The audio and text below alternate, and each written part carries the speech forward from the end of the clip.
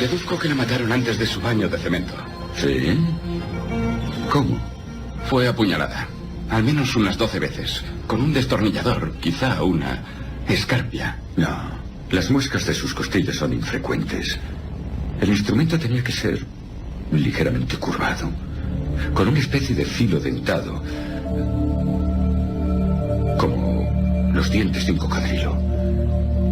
Lo que mató a esa chica no era un arma convencional.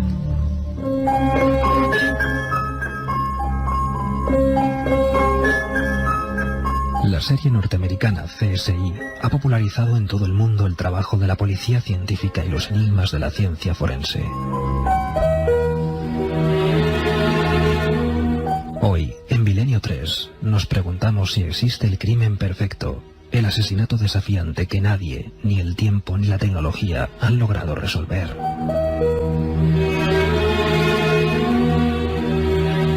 Ocurrió en un apartado cortijo sevillano, conocido como Los Galindos.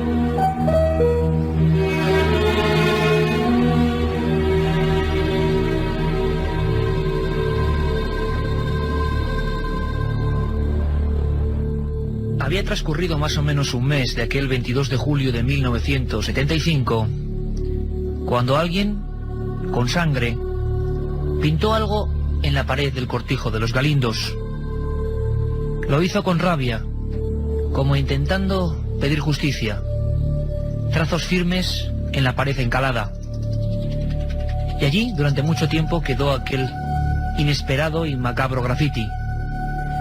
Cortijo de Los Galindos, a 53 kilómetros de Sevilla, a 500 justos de Madrid. Aquella pintada decía: aquí mataron a 5. Uno de los casos más extraños, quizá el más extraño, de la criminología española. Estamos todos, pues, entusiasmados con la serie CSI, que nos muestra la vida y milagros de la ciencia científica en el aspecto forense, de la policía científica. Realmente hay casos que nos parecen dignos de película. Hay historias, bueno, que nos cuesta creer. Y nos hemos preguntado, y nos hemos puesto a trabajar todo el equipo, para saber si en España, en los viejos archivos, en antiguas fotografías, todavía en recuerdos de un pueblo, existen casos dignos de esa ficción. Lo hemos encontrado ahí, en Los Galindos, y Katia Rocha, Carmen Porter, Carlos Barroso, este que os habla, Iker Jiménez, y don Antonio Bravo, a los mandos de esta nave, desde el control técnico, vamos a contaros hoy todo lo que pasó. Si las últimas semanas las hemos dedicado a la pura y dura actualidad, con los últimos hallazgos de Belmez, antes con el misterio de los cosmonautas, después con las operaciones de la CIA y el rock, ahora vamos a ir al pasado, porque el pasado, mientras no se resuelva, sigue siendo presente, y el misterioso crimen, la matanza de Los Galindos, sigue siendo un enigma pendiente. Cuentan que hacía 49 grados de temperatura aquel día, muy cerquita del pueblo de Paradas, en Sevilla. Un pueblo además que había ganado recientemente el certamen de pueblos bien cuidados que hacía el Ministerio de Turismo. Gentes que nunca habían sido sobresaltadas por nada, que nunca habían, bueno, vivido un drama como el que les iba a tocar pasar. Hacia la hora de la siesta, entre las 2 y las 4, no se sabe muy bien, alguien entra en el cortijo de Los Galindos, una propiedad comprada por los marqueses de Grañina en 1950. ¿Cómo se enteró la gente de que algo extraño había ocurrido en esa hora de la siesta? Al parecer, 2 miembros de la Guardia Civil y 5 trabajadores del cortijo que estaban acuchillando olivos a unos 2 kilómetros, ven 2 columnas de humo. 2 columnas de humo densas, que conforme uno se acercaba, olían mal, nauseabundas. Cuando llegó la Guardia Civil no podía dar crédito a sus ojos. Había 2 hombres, parecían 2 hombres, luego supo que era un hombre y una mujer, con los brazos en cruz. Estaban carbonizándose. El fuego los había reducido al tamaño de 2 muñecos. Y comprendemos que el miedo más absoluto se apoderó de aquellos 2 hombres de la comitiva y los 5 trabajadores, en un racimo casi temblorosos, entrando por las escaleras del cortijo Los Galindos. Había una perrita propiedad del capataz, el señor Manuel Zapata, y tenía el pecho y las patas llenas de sangre, y estaba dejando sus huellas impresas en las losetas del cortijo. Parecía que rascaba una puerta, que indicaba algo. Había un candado cerrando esa puerta. Se abrió y apareció otra figura, la de una mujer, Juana Martín Macías, 33 años, brazos en cruz, tumbada encima de la cama y con la cara tan destrozada que parecía una máscara de goma.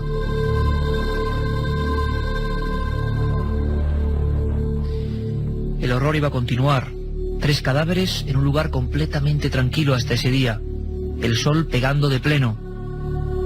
En la parte de atrás, junto a un arroyo, otro hombre, un tractorista, tan normal, tan buena gente, tan anónimo como el resto. El pecho abierto, tiroteado, de rodillas, los brazos también en cruz. Hay que imaginar con este preámbulo, con esta escena, desde luego digna o no, ya me dirán ustedes, de CSI, lo que puede vivir ese pequeño pueblo de Los Galindos. El miedo en aquella noche, las escopetas muy cerca de cada cama, la tensión. Todo el mundo apuntaba a un lugar, a Manuel Zapata, capataz, 53 años. ¿Se habría vuelto loco? Incluso se pensó que el calor había afectado su cerebro y había decidido acabar con todos sus semejantes. ¿Qué le ocurrió a Manuel Zapata? En aquellas noches todo el pueblo de Los Galindos, 10.106 habitantes según el censo de aquel año 75, esperan pacientes la imagen de un loco, la imagen de alguien que campa por esas dehesas sevillanas. Pero Manuel Zapata estaba ya muerto. Había sido el primero en morir. Estaba dentro del hueco de un árbol, envuelto en paja y con la cara completamente desfigurada.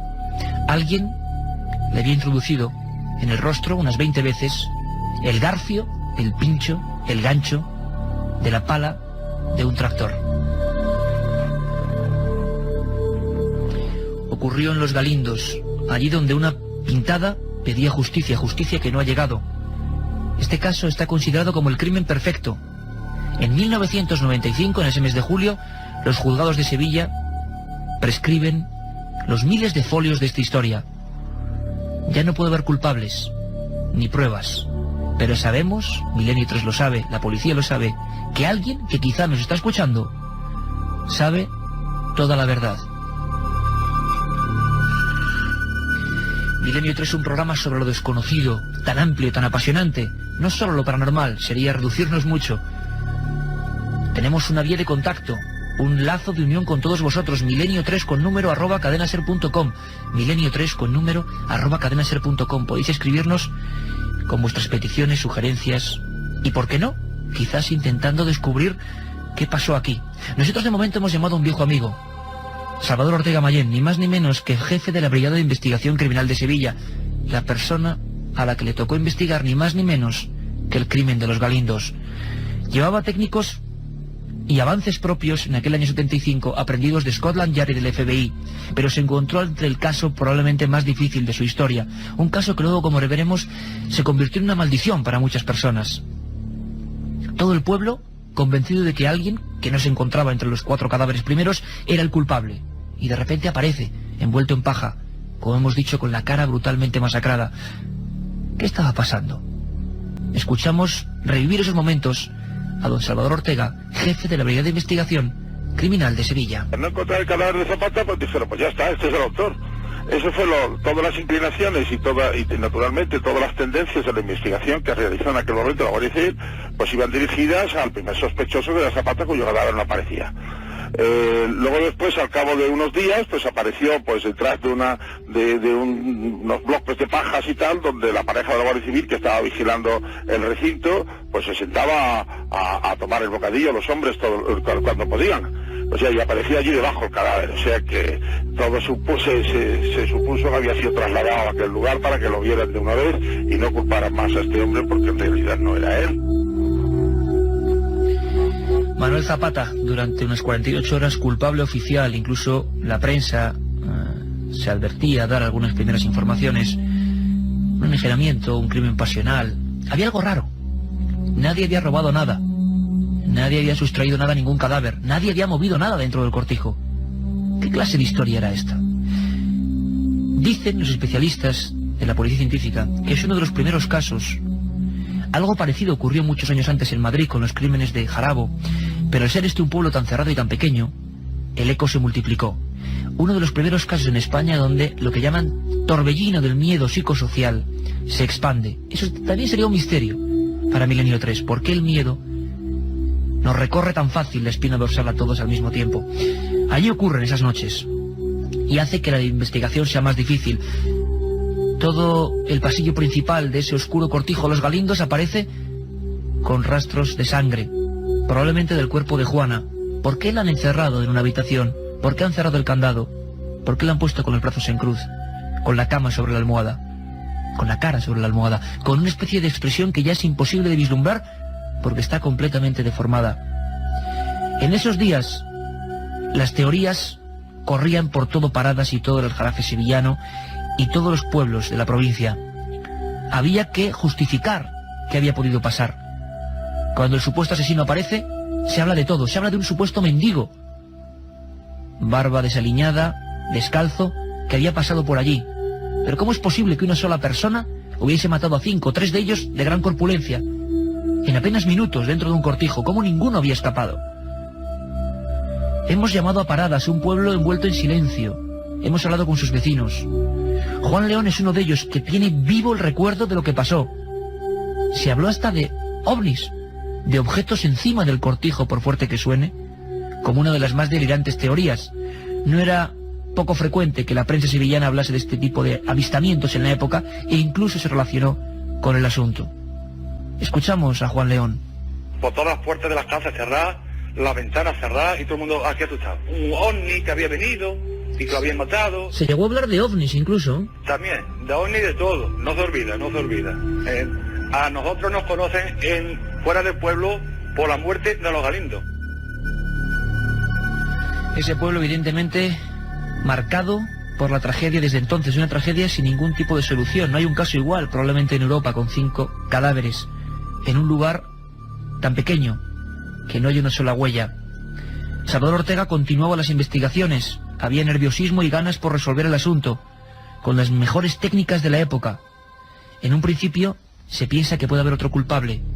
Se sabe a los pocos días que esos 2 pequeños muñecos, gracias a la acción del fuego, eran José González y su esposa Asunción Peralta, también trabajadores del cortijo.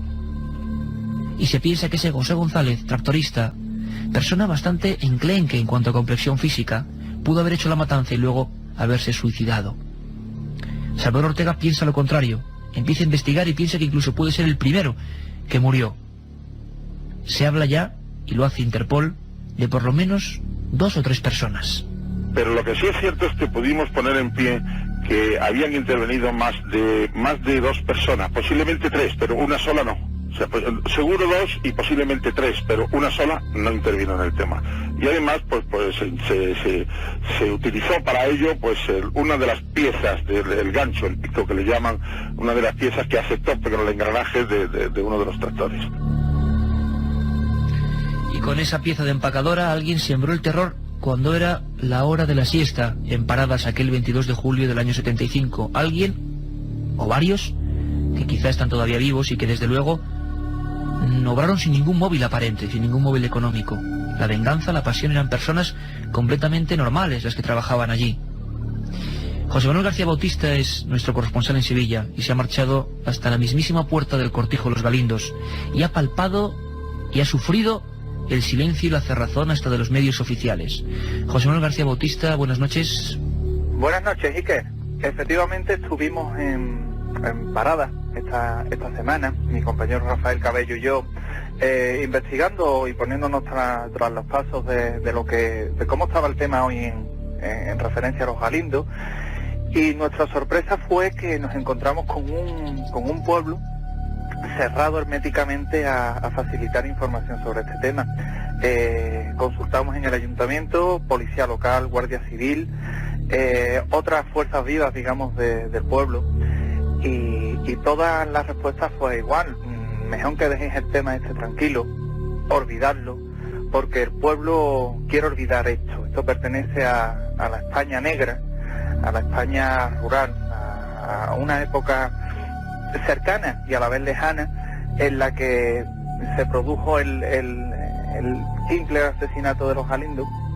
Y la verdad es que, tal y como está el asunto, en el pueblo es silencio y ganas de olvidarlo de un caso, el de los Galindos, muy lejos de estar desde luego solucionado. Sin embargo, Milenio 3 ha querido, gracias a la labor de Katia Rocha, Carmen Porter, Carlos Barroso, pues romper de alguna forma el viejo silencio de las familias que aún viven pues con esa duda eterna. ¿Qué ocurrió y por qué? Dentro de un momento vamos a hablar con algunas de las personas, concretamente con la familia de José González, la persona que según los forenses primero murió envuelta en llamas, brazos en cruz, en aquel cortijo. La otra realidad. Milenio 3, en la cadena SER. Si quieres viajar a lo desconocido, no dejes de leer El Archivo del Misterio de Iker Jiménez, los libros del tercer milenio. Colección El Archivo del Misterio de Iker Jiménez, publicado por Editorial Edad. Próximos títulos ya a la venta: La Sábana Santa de Carmen Porter, Casas Encantadas de Francisco Contreras, El Secreto de la Gran Pirámide de Manuel Delgado y Vampiros de Miguel Gómez Aracil. Un programa que se sumerge en el otro lado de la realidad. Milenio 3, con Iker Jiménez y todo su equipo en la SER. Y esta sintonía que nos pone don Antonio Bravo significa que vamos ya con el avance antes de proseguir con el tema tenebroso, auténtico, digno de CSI, pura investigación policial y misteriosa, por supuesto. Vamos a hablar de lo que tenemos de 3 a 4. Sabéis que Milenio 3 es un programa con un horario misterioso, como no puede ser de otra forma. Hacemos de 10:30 a 11 y continuamos de 3 a 4 con un montón de cosas. Carmen Porter. Buenas noches, Iker. Esta madrugada nos iremos hasta Málaga, más concretamente hasta Mijas, pueblo, donde 3 chicos, Manuel y Óscar Ruán y Manuel Martín, pudieron observar y grabar un objeto volante no identificado hasta el momento. Este es un pequeño avance de lo que podremos escuchar en el programa de madrugada. Lo estoy grabando y brilla mucho. Se mueve bien, ¿eh? Sí que se mueve. Se mueve bien. ¿Qué hora es? Las 11 menos cuarto. También tendremos al hipnólogo Ricard Bru para hablarnos sobre sus últimas investigaciones en Belmez y, como siempre, en nuestras secciones. Carlos Barroso, que nos lleva de viaje, Katia Rocha y sus leyendas urbanas, el informativo y muchas más cosas, Iker. Un viaje en busca del misterio. Milenio 3, en la SER. Hemos dicho que ese pueblo, como es lógico y comprensible, se ha envuelto de un silencio que a veces acompaña a los hechos de difícil solución. Recuerdo que Los Galindos permanece como caso típico de matanza impune, sin la más mínima sospecha aparente, y desde luego con ya la certeza de que los responsables no van a purgar sus penas. Hemos puesto el micrófono de la cadena SER en el corazón de ese lugar, y queremos hablar con una de las personas que más veces se ha levantado para intentar pedir justicia y sobre todo que no se olvide esta historia, una historia única en la criminología mundial, según Interpol. Tenemos ya al otro lado del telefónico a Manuela González, hermana del primer tractorista muerto en Los Galindos, José González. Manuela, buenas noches. Buenas noches, bien, ¿y usted? Pues aquí estamos un poco, pues sobrecogidos con la historia que pasó en Los Galindos. Aquello usted, imagino que no lo podrá olvidar nunca, ¿verdad? Nunca, cada día nos acordamos más ahora. ¿Se acuerda de aquello perfectamente, no? Sí, como si fuera sido ayer. Como si hubiera sido ayer. Mucho miedo. ¿Qué pasaba? ¿La gente se cerraba en los cortijos? ¿La escopeta de caza bien cerca? Sí. Había susto, mucho susto.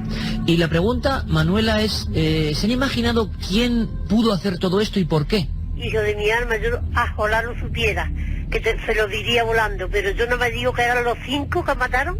De los 5, ¿a cuál más bueno? No había uno malo. Los matan, hablan de ellos, le echan la culpa y no lo defiende nadie. Ni los amo. Los amos al revés, los amos querían, vamos, que no pareciera. En todo este tiempo la policía y los investigadores, ¿qué les han dicho? La policía se portaron muy bien, pero cuando llegaban al sitio, pues ya se quedaban, otra vez, ya se afloaban. Los mismos, el grupo que lo cogió primero, el que lo cogió segundo, todo. El juez parecía como si fuera de familia, que los van a coger, coger, nada. Y el abogado igual. El abogado que sí, que lo van a parar, que nada, que tampoco nada. Que ellos no robaron, ni ellos tenían dinero, ninguno de los 5, nada. Los mataron sin saber por qué ni por qué no. Se habló de todo y durante todo este tiempo imagino que han pensado incluso que esas personas podían ser de fuera, podían ser de las cercanías. ¿Han llegado a imaginar eso alguna vez? Todo eso, pues yo lo que le digo a usted, que a los que eran bien conocidos, porque si no fueran sido conocidos, los coge. Porque yo no puedo culpar a nadie, pero conocidos tenían que ser. Ahí los que entraron, sabían muy bien dónde entraban, sabían muy bien lo que hacían, y mataban a los 5 que estorbaban, porque a los que no estorbaban no mató ninguno. Algo que sabrían los pobrecitos, no sé lo que sabrían. Se hablaba, doña Manuela, de un secreto, ¿no?, que guardaba esa gente, pero nadie sabe qué es. No, ¿de secreto de qué? Mire usted, ¿qué secreto iban a saber las criaturas? Trabajando, ellos iban a las 8 de la mañana y se venían a las 7 de la tarde o a las 6, y daban su peona y ya está. Los caseros que estaban allí, buenísimos, Zapata buenísimo, la mujer más buena, no podía ser. Si le digo a usted de Ramón, un tractorista, daba su peona buenísimo también. Ahora usted cuando, no sé si habrá vuelto a pasar por el lugar, por los Galindos. Una vez yo, el día que hizo los 20 años. ¿Y? Porque fui a ponerle un ramo de flores donde los quemaron, y no me dejaban entrar. Yo vengo a poner un ramo de flores donde mi hermano los quemaron. Y si esto está todo arreglado nuevo, digo, a mí no me importa, dígame usted el sitio. Y entonces la casera me dijo, aquí. Digo, pues ahí lo puse. Digo, y no lo vaya usted a quitar hasta que no se seque.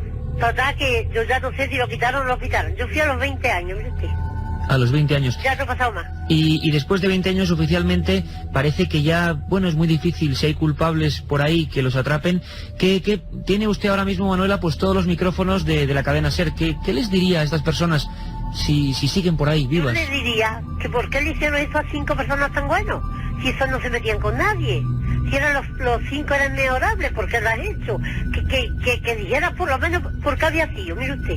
Eso es lo que yo quería saber, ¿por qué? Dios mío de mi alma, si mi hermano no tenía a nadie, si la mujer lo mismo, Zapata lo mismo, Ramón, la mujer de Zapata era una bella persona, mire usted. Por lo menos, doña Manuela, que a través de las cientos de miles de personas que le van a escuchar, pues que nadie se olvide de esta historia, porque por lo menos que siga ahí pendiente y que alguien investigue y que algún día sepamos la verdad. Muchísimas gracias, doña Manuela, por atendernos. Y muchas gracias por haberme llamado. Gracias a usted, desde luego. Un abrazo muy fuerte. Dios, para Parada, Sevilla. Gracias. La otra realidad. Milenio 3. En la cadena SER. Un documento impresionante, la voz de las personas que desde luego no podrán olvidar nunca lo que pasó y el absurdo aparente, y que no haya móvil, que no haya culpables, que no haya pruebas, que no haya absolutamente nada, una sola huella en ese lugar de la masacre. Quizá lo más extraño de todo esto es que nadie en los Galindos puede olvidar. Muchos, incluso periódicos nacionales, hablaron de comparativas con extrañas matanzas. A la gente le vino a la mente, repentinamente, como en un resorte, lo ocurrido en un edificio curioso con Sharon Tate, con un personaje siniestro, Charles Mason, que actuó como lo que se llamaba entonces escuadrones de la muerte, personas que matan y asesinan sin más ni más. Se pensó que algún tipo de asociación sectaria, ocultista, hizo realmente lo mismo en Paradas. Hemos pedido ayuda a nuestro conspiranoico oficial, don Santiago Camacho, el hombre que más sabe del lado oculto de la historia de este país, y nos ha recordado con breves trazas qué ocurrió en aquella matanza de Sharon Tate, capitaneada por un auténtico pirata de la muerte, Charles Mason. Le escuchamos. El viernes 8 de agosto de 1969, 4 miembros de la familia, un grupo casi satánico organizado alrededor de un gurú carismático, Charles Manson, entraron en la casa de Sharon Tate, la esposa del director de cine Roman Polanski, y masacraron a esta, que estaba embarazada de 8 meses, y a sus 4 invitados. Se da la circunstancia de que el propio Roman Polanski e incluso la conocida estrella Bruce Lee estaban también previstos para estar aquella noche, y solamente la casualidad quiso que no se encontraran entre las víctimas mortales. Nadie sabe el móvil de aquellos crímenes, nadie sabe la motivación, solo se sabe que cada uno de aquellos cuerpos recibió decenas de puñaladas, que se escribió con la sangre de las víctimas en las paredes, que el feto del hijo de Sharon Tate y Roman Polanski fue arrancado cruelmente del vientre de su madre. Todavía hoy Charles Manson está preso en la cárcel de San Quintín, cumpliendo una cadena perpetua. Nadie ha conseguido romper el muro que hay alrededor de su mente criminal y conseguir explicar qué es lo que sucedió aquella noche. Se habló hasta de una misteriosa horda satánica. De aquel día, con 49 grados centígrados sobre la vertical de Paradas, hizo un ritual de muerte, pero nunca lo sabremos. Hemos hablado con Manuela González, la hermana del primer tractorista muerto. Se le inculpó a este hombre, 56 kilos, 1,60, miope, difícil que con esa complexión hiciera esa especie de arquetipo de lo macabro. Se le acusó porque en su cráneo, al parecer, había aparecido una especie de orificio, al menos así lo vio la policía. Se exhumaron los cuerpos gracias al doctor Frontela y se descubrió algo digno, decimos, de CSI. Aquello no era un tiro, aquel hombre atormentado no había matado al resto y se había pegado un tiro, sino que era una especie de, digámoslo así, deformidad congénita. Escuchamos al hombre que lo descubrió, a don Salvador Ortega, de la Brigada de Investigación Criminal de Sevilla. Ese cráneo no había sido disparado, lo que tenía era naturalmente un defecto fisiológico en la configuración del propio ósea, y ya era como una especie de tapón, que no estaba soldado, y al estar incendiado su cuerpo, los gases hicieron que aquel tapón saltara, y naturalmente apareció un agujero redondo que se identificó como el disparo de una bala. Revolucionó de nuevo el tema, pero lo que sí, incluso yo creo que el forense que hizo aquello se llevó un disgusto total que al poco tiempo murió de infarto. O sea que realmente aquello trajo consecuencias nefastas. Consecuencias nefastas incluso entre la gente que rodeaba la investigación de esta historia. Sería otro programa muy largo y no tenemos ya tiempo. La otra cara de este crimen y las muertes que se ha llevado por encima durante estos 25 años de investigación. Preguntamos al más prestigioso forense de este país, don José Antonio García Andrade, catedrático en psiquiatría forense, el que fuera durante 2 años presidente de los forenses españoles. ¿Cómo sería este criminal? ¿Nos puede estar escuchando? ¿Qué tendría en su mente? ¿Por qué actúa así? ¿Por qué alguien puede llegar a actuar así? Nos contestaba el doctor Andrade. Desde luego no es obra de un loco, ni mucho menos, sino de una mente lúcida, una mente pasional, apasionadamente criminal, y que intervino también una serie de intereses espurios que luego no supieron ya cómo controlarlos. Y sin duda ninguna pasará a la historia de la criminología como el prototipo de uno de los delitos que no se llegó a saber del todo, y como prototipo de lo que no se debe hacer nunca. Yo no sé si estará por ahí, o a lo mejor él ha sido producto también del paso del tiempo, pero verdaderamente eso ya no se descubrirá nunca. Doctor Andrade, su conclusión triste, imagino, para las familias. Nunca se podrá descubrir. Lo que nadie en Paradas puede tampoco olvidarse son aquellas noches del miedo, aquellas noches donde los nervios se atenazaban, donde se esperaba ver esa figura de un hombre con la mirada perdida, buscando más muerte. Al final no sabemos qué pasó. Es un gran enigma forense, policial y de investigación en nuestro país. Y hemos querido hacer la justicia que puede hacer el periodismo, recordar la historia. José González, Asunción Peralta, Juana Martín Macías, Ramón Parrilla y Manuel Zapata perdieron la vida como algo completamente absurdo, como ocurre a veces en esta existencia, en Los Galindos. Mucho tiempo después, alguien volvió a hacer una pintada allí donde habían limpiado la anterior. Una pintada que estuvo casi 5 años, una pintada de sangre. Los Galindos, aquí, mataron a 5.